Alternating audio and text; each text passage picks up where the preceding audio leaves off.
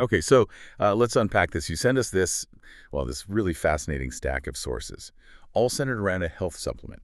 And it's promising nothing less than mitochondrial supremacy. And apparently it comes with drops that famously turn your pee, like bright green. So today, yeah, we're taking a deep dive into this buzzing world of biohacking, specifically methylene blue. It's making some really audacious claims. Our mission today is pretty clear. We're going to explore whether this blue liquid gold is actually a genuine scientific breakthrough, something that could unlock your potential, or if it's maybe just clever marketing, maybe expensive pee. Yeah, and what's genuinely fascinating here, I think, is how powerfully we're all drawn to these ideas. Unlocking our full potential, especially when it comes to brain power, energy, maybe even feeling younger. It's a very natural human desire, isn't it? So this deep dive hopefully is designed to help you navigate those exciting claims. Sometimes they're pretty extravagant claims. Help you look at them with a clear, critical eye, look beyond the hype, really, and understand what's actually going on. Absolutely. And to really get what's going on, we kind of have to start where most people do. Wow. The marketing. Our sources really zeroed in on this one company, Moral Medicinal, and their product, Meraki Blu Methylene Blue, and the marketing.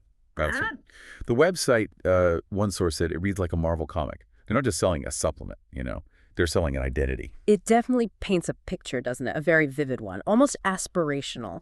When you read through their stuff, the language is all about these profound transformations. Exactly. They talk about optimizing cellular powerhouses, achieving, mitochondrial supremacy, even switching on your youth. I mean, the promises are just incredibly enticing. Immediate mental clarity, sustained energy, mood enhancement, and then, to top it all off, this bold assertion, over 18,000 studies supposedly back this blue liquid gold. But as we dug into those promises, especially that 18,000 studies claim, well, a much more complex story started to emerge, a really fascinating one, actually, about methylene blue itself. Right. And if we connect this to the bigger picture, you can see the appeal. It's undeniable. I mean, who doesn't want more energy? Sharper focus, that feeling of youth, vitality, these are pretty universal desires. So marketing that taps into those fundamental needs, it's incredibly effective. And when you mention mitochondria, you're hitting on something core. Biologically, mitochondria are, like you said, the cellular powerhouses. They generate almost all our energy. So the idea that a simple supplement could dramatically optimize these fundamental processes, it sounds amazing. It sounds like a real path to unlocking potential. But yeah, this immediately raises a really important question for you, the listener. Can a few drops of something really deliver on promises that grand, that all-encompassing, almost miraculous, really, especially when they throw around a number like 18,000 studies? That really is the million-dollar question, isn't it? Because the truth about methylene blue, when you look at its actual history, its established regulatory status, it tells a very different story, a much more nuanced story than the marketing suggests. I mean, this isn't some brand new biohacking discovery that just popped up. In reality, methylene blue is, well, it's been around a long time. It's an FDA-approved prescription medication. Yes, exactly. And that is a truly critical distinction. You really can't overstate that. It's specifically approved for treating a condition called methemoglobinemia. Just to give you a quick picture, this is rare, but it's a very serious blood disorder. Your red blood cells basically can't carry oxygen properly. Your blood can turn bluish brown.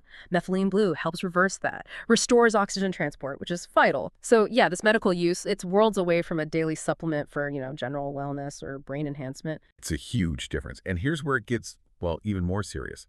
The FDA has issued multiple warnings, that's the official language, multiple warnings about serious interactions this stuff can have with common antidepressants. Our sources specifically highlight this significant risk of serotonin syndrome. That's to state very clearly, it's no joke. Yet what we found, Moral Medicinal markets methylene blue as a daily supplement, with zero mention of these risks, at least not prominently on their product page or main marketing. That omission, given how serious the potential interaction is, it's a huge red flag. This is a profoundly important point for you to grasp, really. When a substance has known serious drug interactions, and it's classified as a prescription medication, marketing it casually, as a daily over-the-counter type supplement without those critical warnings clearly displayed, that is a significant consumer safety concern, a really big one. See, the whole regulatory process for prescription drugs, it's meticulous, designed to ensure safety, proper dosing, clear risk communication, precisely because the potential for harm is real. And serotonin syndrome, like you said, it's not minor, not a minor side effect at all. It's potentially life-threatening. Too much serotonin in the brain, it can cause this cascade of dangerous symptoms. Think agitation, rapid heart rate, high blood pressure, muscle rigidity, even seizures, high body temperature. It's a medical emergency. And the fact that it can be triggered by common antidepressants, that means this risk shouldn't just be glossed over in marketing. Absolutely not. So, yeah, the difference between its medical status and how it's sold as a supplement, it raises big questions. So, okay, back to those over 18,000 studies, moral medicinal claims. You'd expect some really groundbreaking data, right, to back up immediate mental clarity and switching on your youth. Well, when our sources actually dug into the science, the scientific literature, it painted a different story. That's the phrase used. For example, small human studies on cognitive improvements. They show only modest results. We're talking about like 7% memory enhancement in 26 people. Okay. That's no rough way from the sweeping claims of immediate mental clarity they're selling. You're exactly right. The gap there is huge. Modest improvements in a tiny controlled study versus immediate mental clarity for everyone. It's like finding a couple of bucks in your pocket versus winning the lottery. Both involve money, sure, but one's hardly life-changing, right? Yet the marketing wants you to feel like you've hit the jackpot. And while, yeah, the animal studies looking at mitochondrial function, they do seem promising, as we found, but there's that really important caveat that kept coming up. We're not rats. That leap from promising results in animals to consistent, significant human benefits. It's often long, complex, and many things that look great in animals just be well. They don't work out the same way in humans. That makes complete sense. And then actually diving into how it's used, we saw more red flags around dosage, big ones. The doses studied in the actual research range wildly from 0.5 to 4 milligrams per kilogram of body weight. That's a huge spectrum, and crucially, it's based on individual weight for safety and efficacy. But more of Medicinal's recommendations, they just suggest 5 to 15 milligrams for everyone, regardless of weight. It's just a one-size-fits-all approach. Completely ignores the science, the individual differences that proper dosing accounts for. And this really raises an important question, doesn't it? If the research, limited as it is, shows such early findings and needs this wide range of dosing based on weight, for safety, for effect, how can a company responsibly suggest just a universal daily dose to everybody? Dosage isn't some minor detail in science, it's fundamental, especially for something with known pharmaceutical activity, a blanket recommendation, without considering weight, health conditions, other potential drug interactions. That's just BS. It's a fundamental departure from scientific rigor, from standard pharmaceutical practice, and it's a real concern when you're dealing with a substance that has actual medical uses. Okay, so we've picked apart the medical side, the limited science. But what about the product quality itself and how they actually, get these blue drops to you? Moral Medicinal talks up this USPR grade. That's very official, right? Very impressive. But our sources clarify, USPR grade just refers to the United States Pharmacopoeia Reference Standards. Basically, it means their product meets the minimum quality and purity guidelines needed for pharmaceutical ingredients. It's a baseline, a compliance standard, an expectation, really, not some mark of magical super purity or exceptional quality. Exactly. It's like a food product saying it's fit for human consumption. Well, yeah, you'd hope so. It's not bragging about being gourmet. This kind of marketing uses technical jargon, makes a basic standard sound like a premium feature. It subtly shifts how you perceive its value. And, okay, playing devil's advocate for a second, they also mention third-party testing for heavy metals. Doesn't that suggest, maybe a real commitment to safety, or is that just standard stuff being hyped up too? You'd think so, wouldn't you? But our sources put it perfectly, I thought. They said, that should be standard, not a selling point. It's like bragging that your water doesn't contain lead. You absolutely expect basic safety and purity in anything you ingest, especially something you're paying a premium for. It's not some added bonus that justifies a higher price. It's the bare minimum. And what's truly fascinating here, I think, is how all these layers start to converge. You've got the purity claims, the testing talk, the sales model structure, even the power of our own belief. It all comes together to create this really persuasive narrative for the consumer. Persuasive, yes, but maybe not necessarily scientifically sound. Marketing often plays on our lack of specialized knowledge, right? We assume USPR grade or heavy metal testing means something extra special, some exceptional effort, when really, for any reputable product, these should just be fundamental expectations, basic compliance. It skillfully builds this perception of premium value where maybe only the baseline exists. Right. And speaking of persuasive narratives and clever business models, that subscription model Moro Medicinal uses, our sources called it particularly crafty. They offer this tempting 20% off if you commit to monthly deliveries. And they frame it as a long-term investment for your mitochondrial function. Sounds reasonable, doesn't it?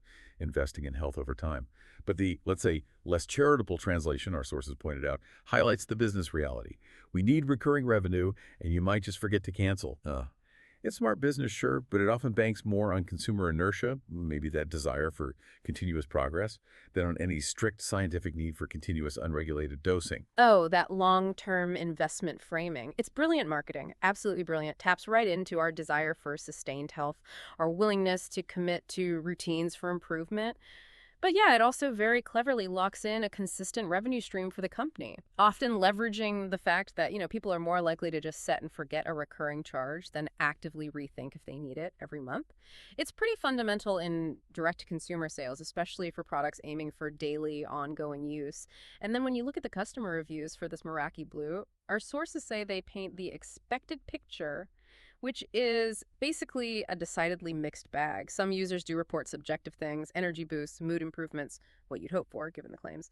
But then a significant number of others, they just mention expensive pee and zero effects. And that, of course, leads us straight to that very real, very potent force, the placebo effect.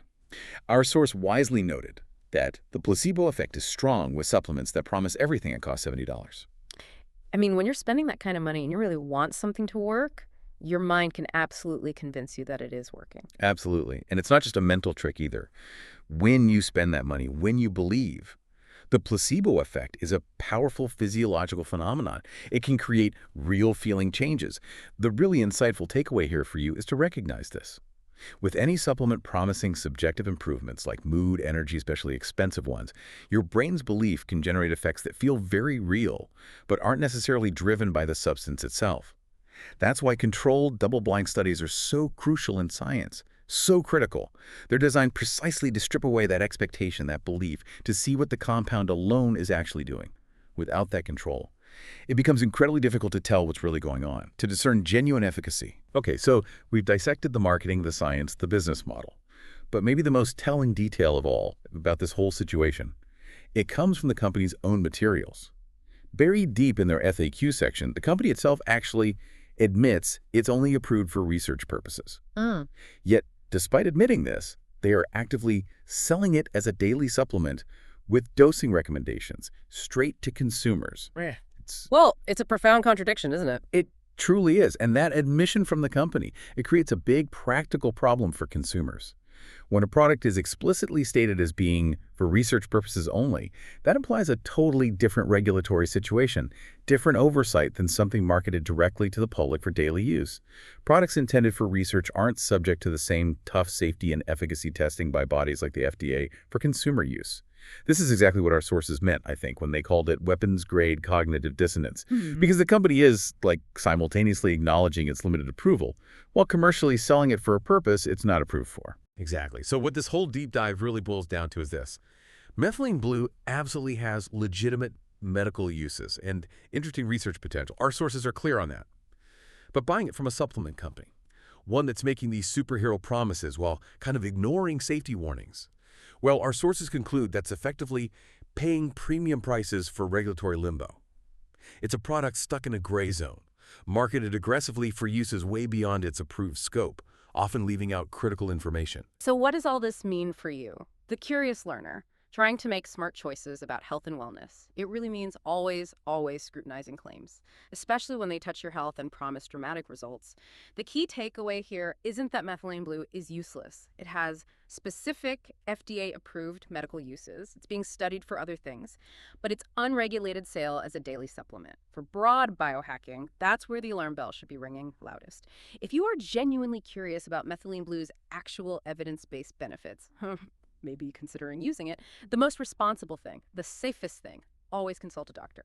Someone who understands drug interactions, proper dosing for specific conditions, the current science. Please don't let flashy marketing convince you that expensive blue-tinted pee equals mitochondrial supremacy. That's incredibly well put. And yeah, the crucial reminder, this deep dive has really starkly highlighted that gap, hasn't it? The vast sometimes dangerous gap between flashy marketing Right. and the grounded, often much more complicated, reality of the scientific evidence. It's a powerful example of why we always encourage you. Look closely at the sources, ask questions, demand clarity. Yeah, and this deep dive into methylene blue, it really serves as a kind of case study, doesn't it, for a broader challenge we all face in this world just saturated with promises, quick fixes, optimal performance. How do you actually distinguish between genuine scientific advancement and just clever marketing designed to, frankly, part you from your money, especially when those lines get so blurred between research, supplements, actual medication? The key really is always to maintain that critical mindset. Keep asking questions. Keep seeking out evidence-based information in your own pursuit of knowledge and well-being,